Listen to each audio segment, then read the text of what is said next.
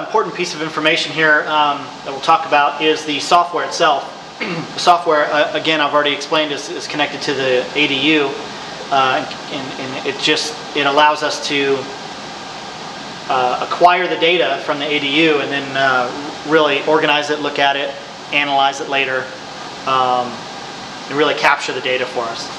So once the software is installed, which is very simple, just put the disk in and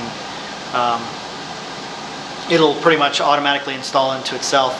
The data itself, it'll generate a folder called DS7 within your program files on your C drive. If you do have a computer set up to the network, you can move that folder to a network file so it can be backed up and saved. But for the most part, it just automatically goes to the C drive in the program files under DS7. Okay.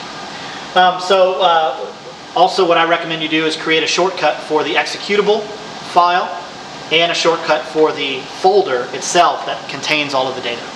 And that's what I've done with this computer here. Okay. So the first thing we're going to do is just open up the executable of the actual DS7 software itself.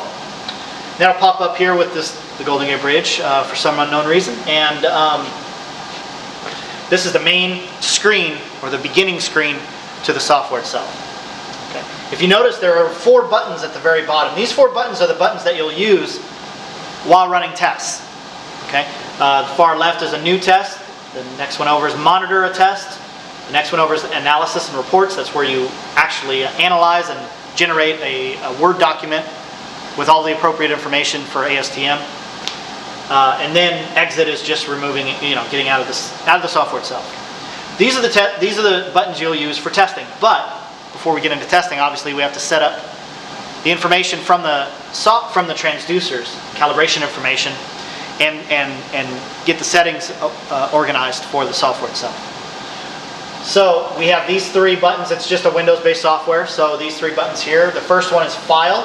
If I click on File, it has a login and exit. That's all that's under File. Then the login is designed to allow for an administrator or a user, an operator is what they call it, and you can put a password in here to where only the administrator can go in and change any calibration data, generate machines, do the background work for the software itself, and the operator is only allowed to use these 4 buttons on the front to perform the test. I'm not going to do anything with that. It's very simple to set up, but it does have that capability for security purposes. And then exit is obviously the same as that button there. I'm going to skip configure for a second because we'll spend a lot of time on that, and go over to help. Now help has 2 sections. One is just a standard Windows-based help section that has a lot of pertinent information to how the tests operate, what to do in certain situations, how the software works. There's a lot of information in here that I do recommend you look through. You can even go up and print this out. But I do recommend you, if you have questions, go to the help menu first. Okay?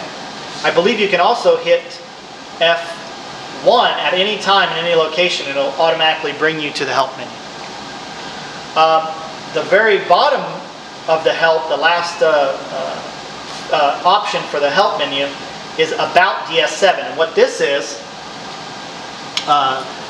the information about the DS7, but there's more than just that. This is where you register your software that is communicated with the ADU to allow you to perform the test.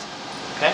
When you first install the software, it will take you to the screen. It'll ask you to register, and it'll take you to the screen. But that requires you to be communicating with the ADU, which is through an RS-232 output channel from the back of the ADU to the computer itself. And then it takes you to this screen here, where you must enter in the customer name, and then you will acquire a key code. This is the key from this particular ADU to the software itself.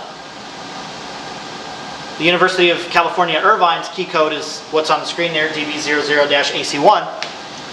That code then is called in to the ELE office, and the ELE office then in turn generates an activation code for you to input into this cell right here to then open up the specific modules that were purchased by the customer.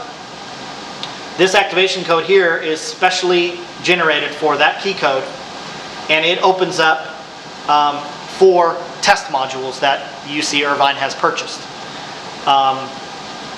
This software has been designed to test CBR, direct shear, one-dimensional consolidation, triaxial effective stress, or CUCD, and quick undrained UU triaxial test. Those 5 for the ASTMs.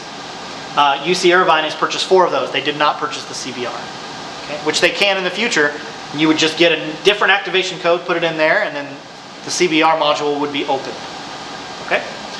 And then it also talks about the Word version and the version of the DS7, which is always being, DS7 is being updated continuously, and they often send out copies to be upgraded, and that'll tell you the version.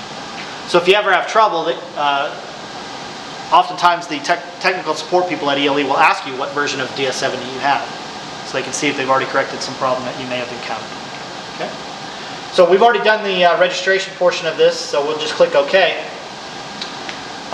One little piece of information: before you register, the new test and the monitor test will be grayed out, and you will have a little button here called registration, and that's where you'll click, and it'll go to that menu, to that screen we just saw. Okay. Now